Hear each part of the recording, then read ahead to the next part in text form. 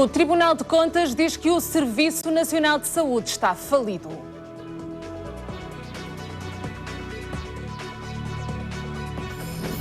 Orçamento de Estado vai ter cortes na despesa de 2 mil milhões de euros. Ministros têm de apresentar contas até dia 8. Neste Jornal das Duas, vamos olhar para as consequências do excesso de peso.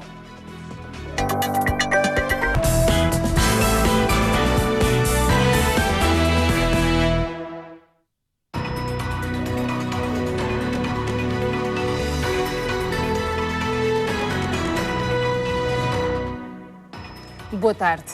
O Tribunal de Contas assegura que o Serviço Nacional de Saúde está falido. Mais falido do que o Governo já tinha revelado. Uma auditoria do Tribunal mostra erros na contabilidade do Executivo. Os juízes refizeram as contas e encontraram um desvio de 1.700.000 euros. Tribunal de Contas e Governo têm uma imagem muito diferente do buraco nas contas do Serviço Nacional de Saúde. Afinal, qual é o passivo do SNS? Segundo o Governo, 4.689 milhões de euros. O Tribunal de Contas tem outros números. 6.395 milhões. O relatório faz recomendações ao Governo. Desde logo que sejam incluídas nas contas os resultados das entidades do setor empresarial do Estado como forma de acabar com a camuflagem do déficit. Em análise esteve o ano de 2011. O Tribunal concluiu que a insustentabilidade económico-financeira do sistema é crónica e agravou-se ao aumentarem as dívidas a fornecedores. Em comunicado, o Ministério da Saúde já veio esclarecer que o ano passado lançou um programa especial de regularização de dívidas no valor de 1.500 milhões de euros, pelo que no momento presente a situação é muito diferente da que era vivida em 2011. Naquele ano, a autonomia financeira do Sistema Nacional de Saúde passou dos 18,5% em 2010 para 8,5%. Para que se percebam os números, diga-se que uma autonomia financeira abaixo dos 60% traduz-se por falência. Ainda assim, o relatório do Tribunal deixa demonstradas poupanças importantes. O custo total do SNS caiu nesse ano 13,2%. O preço dos medicamentos ou os custos com pessoal lideraram as poupanças. Face a 2010, foram gastos quase 1.150 milhões de euros a menos nestas rubricas. Como uma fatia significativa da poupança se ficou a dever ao não pagamento de subsídios aos funcionários, situação que não se manterá no futuro, o Tribunal de Contas recomenda ao Governo um plano de recapitalização do sistema por forma a que a sustentabilidade a médio e longo prazo da prestação de cuidados de saúde às populações não fique em perigo. O bastonário da Ordem dos Médicos diz que não é o Serviço Nacional de Saúde que é insustentável, mas sim o país. Os problemas não estão no Serviço Nacional de Saúde ou não está no excesso de despesa do Serviço Nacional de Saúde. O problema está no país, está na insustentabilidade do país. Nós temos um sistema de elevadíssima qualidade e barato, e sobretudo barato para o Estado, porque é dos países da OCDE em que as populações mais contribuem do seu bolso para as despesas em saúde. Tem um problema de financiamento, e esse problema de financiamento decorre do Orçamento Geral do Estado, não de problemas do Serviço Nacional de Saúde. É preciso deixarmos isso muito bem claro. Face a estes dados, o Tribunal de Contas deixa recomendações à Ministra das Finanças e ao Ministro da Saúde. Pede que elaborem um plano que garanta a sustentabilidade da prestação de cuidados de saúde a médio e longo prazo. Em estúdio está Carlos Oliveira, o presidente da ADEXO, Associação de Doentes Obesos e Ex-Obesos. Nós iremos falar mais daqui a pouco sobre esta questão da obesidade, mas para já pergunto-lhe até que ponto é que estes dados e este relatório do Tribunal de Contas podem prejudicar os doentes da Associação. Eu acho que, para já, boa tarde, Daniela, obrigado pelo convite. Eu acho que podem prejudicar muito, aliás, já estão a prejudicar. Nós estamos com muitos hospitais que tratavam a obesidade praticamente parados e continuamos a não ver implementado pelo Ministério todo o sistema de tratamento que permita poupar dinheiro. Estamos a falar de quantos doentes parados? Não lhe posso dizer neste momento por uma razão, porque muitos dos hospitais cancelaram as entradas para as primeiras consultas. Que hospitais? Muitos, nós temos 40... Mas normalmente quais são os hospitais que tratam este tipo de Há doentes? 24 hospitais acreditados para centros de tratamento da obesidade, 42, dos quais 19 são públicos e os restantes são privados. E dos públicos, a maioria deles, a partir do momento em que o Sr. Ministro, quando entrou para este governo, orçamentou zero para o tratamento cirúrgico da obesidade, muitos deles vieram a parar ou mesmo a limitar a entrada nas primeiras consultas. Por isso, a lista de espera, que neste momento o Ministério diz que existe e que está a diminuir, é uma lista falsa, é uma lista errada, porque se deixaram de entrar doentes nas primeiras consultas, a lista vai ter que diminuir, porque eles vão fazendo algumas operações e não entram outros doentes, a lista diminui. Mas a lista de espera é enorme. Em 2012, aguardava-se em média 4 anos para fazer uma cirurgia. Em alguns hospitais, noutros não. E essas médias também são relativas. Mas poderá aumentar agora com estes números? Não, aumenta com certeza.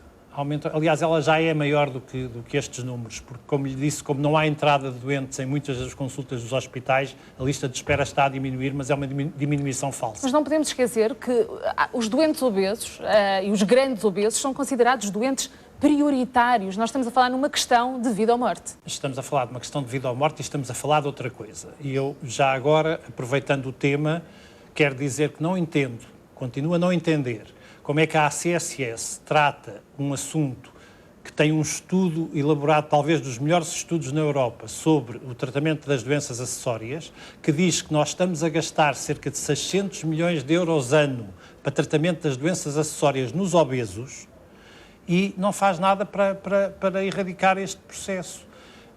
Toda a gente fala de poupanças, mas o que é certo é que o doente obeso, não sendo tratado, continua a gastar dinheiro nas cardiovasculares, nas respiratórias, nas articulares, em todas as doenças que lhe estão associadas, está a gastar dinheiro ao Serviço Nacional de Saúde e o Serviço Nacional de Saúde ainda não entendeu, ou os senhores da ACSS ainda não entenderam, que se não tratarem e separarem o tratamento da obesidade, estes números vão aumentar. E isto é um estudo da Escola de Saúde Pública, é do Ministério. Se o Ministério ignora os estudos que tem... Nós vamos voltar a falar deste assunto e também de outras questões ligadas à obesidade, desde já. É no verão que se tornam mais visíveis os erros alimentares de todo o ano. Num relatório recente da Organização Mundial de Saúde, Portugal faz mesmo parte do grupo de países com mais jovens com excesso de peso ou que sofrem de obesidade. Nesse estudo mundial foram analisados 39 Estados europeus e da América do Norte. Os dados são preocupantes, revelam que Portugal está em 5º lugar, com o maior número de jovens com excesso de peso. A própria Organização Mundial de Saúde considera a obesidade como o principal problema de saúde pública do século XXI. A obesidade mata quase 3 milhões de pessoas por ano. Voltamos à conversa com o presidente da ADVEXO, a Associação de Doentes Obesos e Ex-Obesos. Eu pergunto-lhe desde já se chegam mais ou menos pessoas neste momento à associação. Chegam mais e penso que a crise económica é o fator primordial para isso. Por uma razão, porque as pessoas cada vez com menos dinheiro têm menor acesso à comida tradicional, à comida da célebre dieta mediterrânica que nós temos. Sente que a crise influencia os hábitos alimentares? Influencia por uma razão, porque a comida mais barata é o fast food, que é uma comida trabalhada nos sabores e com muito sal e gordura, e é essa que as pessoas deitam a mão. Por isso, naturalmente, a obesidade está a aumentar no nosso país. Mas sentiu de facto essa diferença? A partir do momento em que se começaram a sentir os efeitos da crise, começaram também a aparecer mais pessoas com problemas de obesidade? Não especificamente a partir do momento, mas a subida, a procura de apoio para a associação tem crescido. Por isso estamos a falar de que números?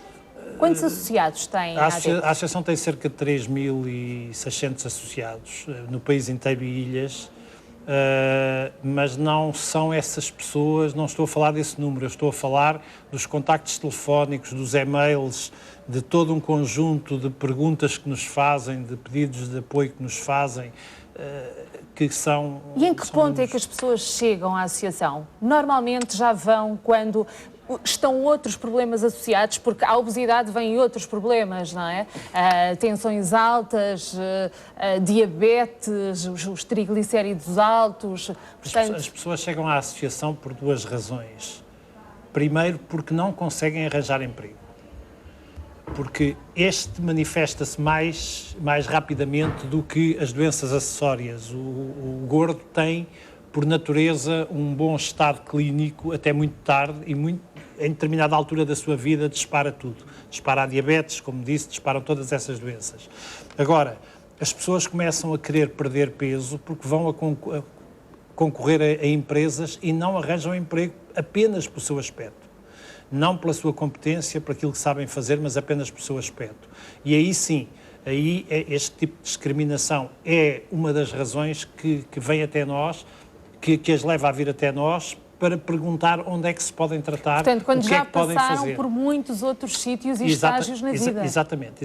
E que já usaram todo um conjunto de produtos que só servem para emagrecer a carteira e um outro conjunto de dietas que não levam a lado nenhum porque são desequilibradas. Mas, Carlos Oliveira, cada vez há mais informação sobre a vida sedentária, os maus hábitos alimentares. Daniela, será quanto que as é que pessoas custa, não ouvem? Quanto é que custa comprar verdes num supermercado?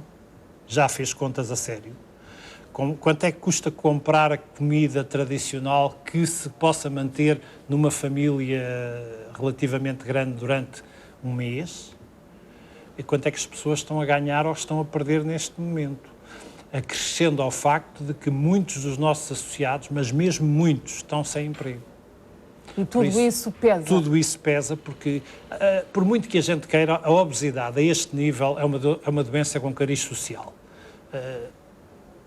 A forma como o país está no momento é uma das razões que leva a que as pessoas engordem, porque têm que comer aquele tipo de comida que não é o mais aconselhável. Mas será que não há aqui também uma certa negligência? Por exemplo, por parte dos pais, porque há um estudo, o estudo do padrão alimentar e de crescimento na infância, que revela, por exemplo, ele foi feito a crianças no norte do país, e que revela que entre os 12 e os 36 meses de idade, o peso duplica muitas vezes em relação aos 6 meses de vida. E por maus hábitos, porque o leite de vaca é introduzido mais cedo, porque as crianças não comem peixe e carne como deviam e começam a comer doces com muita frequência.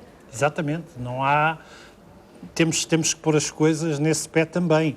Há responsabilidade dos pais em relação à obesidade infantil, mas também temos que olhar para o resto. E têm os pais com condições para manter o leite, por exemplo, os leites comprados em vez do leite de vaca?